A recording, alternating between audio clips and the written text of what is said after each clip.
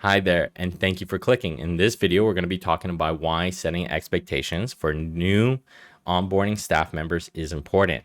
And a lot of you get a lot of staff members that are coming out of school or they're just coming from another shop and they don't have proper expectations onto how things happen in your shop, or how things are going, what's happening in here.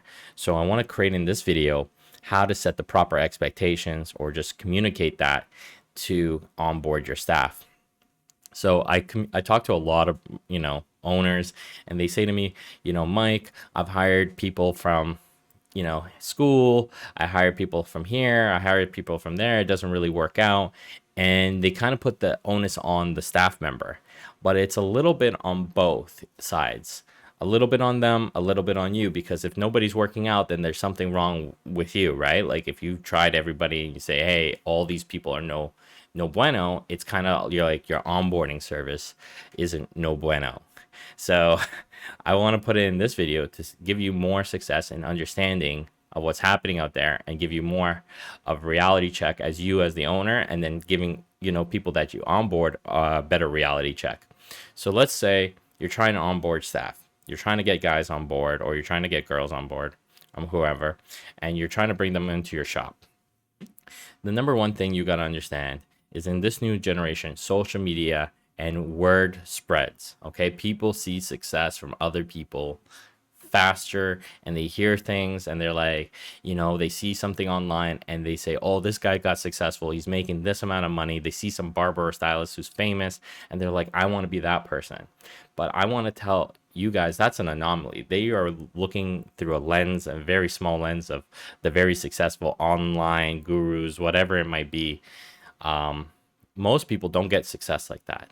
Most people put in the hard work, and you know that, and I know that as an owner. You put in the hard work, so you know what it takes for someone to get successful.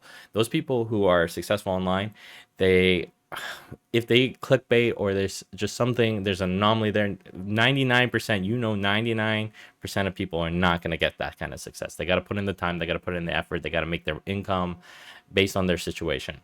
So let's say a new barber comes out of school. You're coming to hire him, and he's saying, "Oh, I'm in 3 months I'm gonna start to make that good money. Like I see it," and he's eyeballing the money.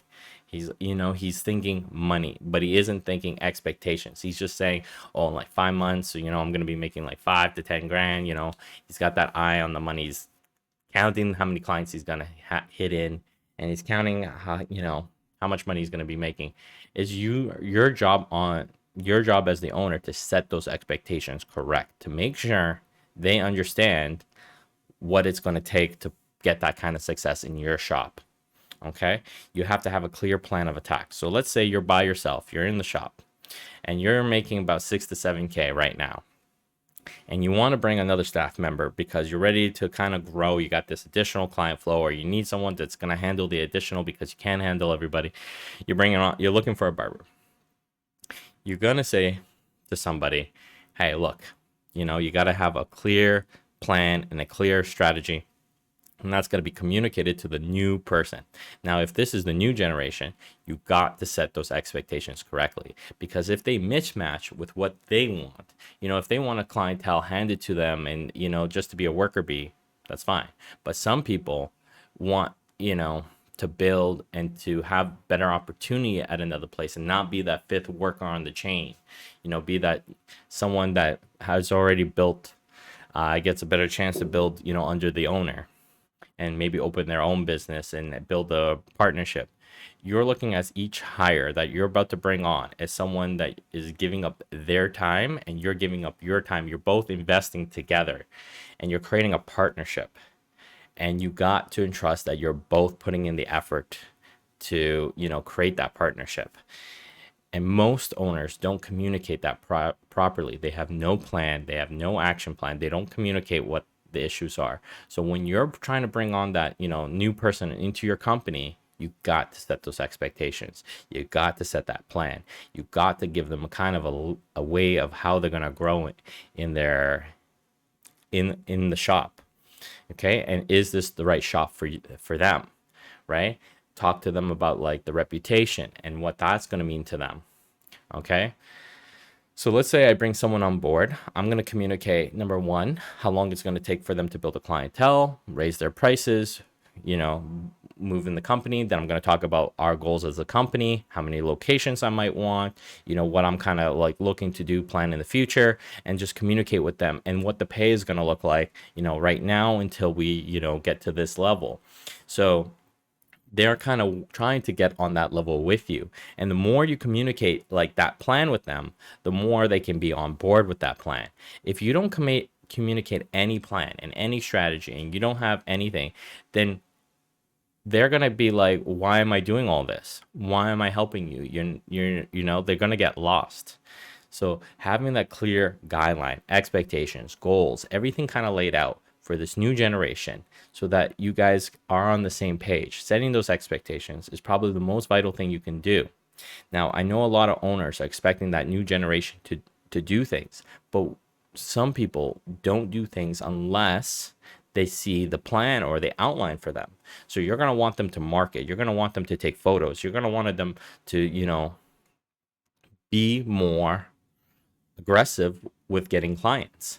And sometimes they're going to want to know what they're working towards. And if they don't have an idea of what they're working towards, just imagine they're going to be less hesitant to do that stuff, or they're not going to, you know, they just say, hey, you just pay me to cut. Like, why do I need to do all this?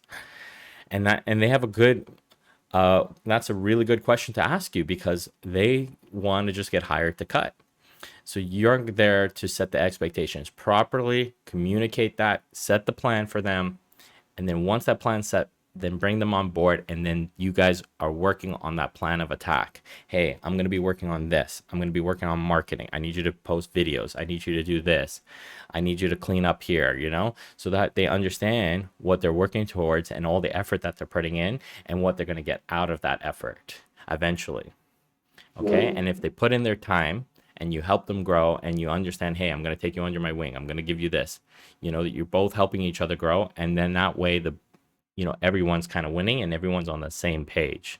If everyone's on different pages, then there's a lot of mismatching of expectations. And that's how you can lose staff members, when you mismatch expectations. So that's what this video is about. I hope it helped you. Leave a comment and like, and let me know what your thoughts are on the video. Okay, until next time, see you soon.